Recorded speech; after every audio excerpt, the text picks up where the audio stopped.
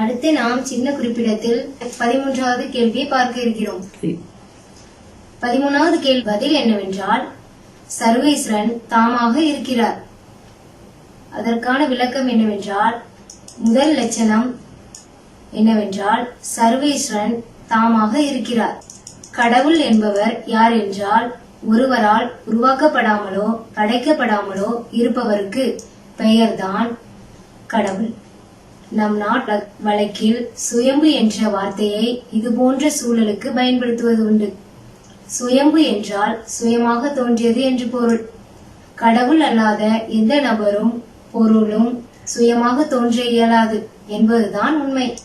ஆனால் கடவுளுக்கு சுயம்பு என்ற வார்த்தையை பயன்படுத்துவதில் சில இடையூறுகள் உள்ளன. அதாவது சுயம்பு என்பதற்கு ஆரம்பம், அதாவது தோன்றிய தினம் என்று ஒன்று இருக்கு. ஆனால் கடவுள் என்பவர் தோன்றியவர் அல்ல, மற்றவை எல்லாம் தோன்றியவை. அதாவது அந்த தோற்றம் இல்லாத காலம் என்று நாம் காணும் அனைத்திற்கும் உண்டு.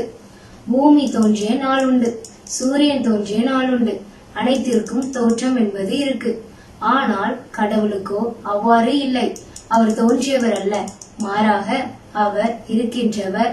அதாவது சக்தி, ஆற்றல் என்பதற்கு தோற்றம். அதாவது தோன்றிய நாள் என்று ஒன்று கிடையாது, சக்தி என்று ஒன்று உண்டு. அதை உருவாக்கிய வேறு ஒரு சக்தி ஒன்று கிடையாது.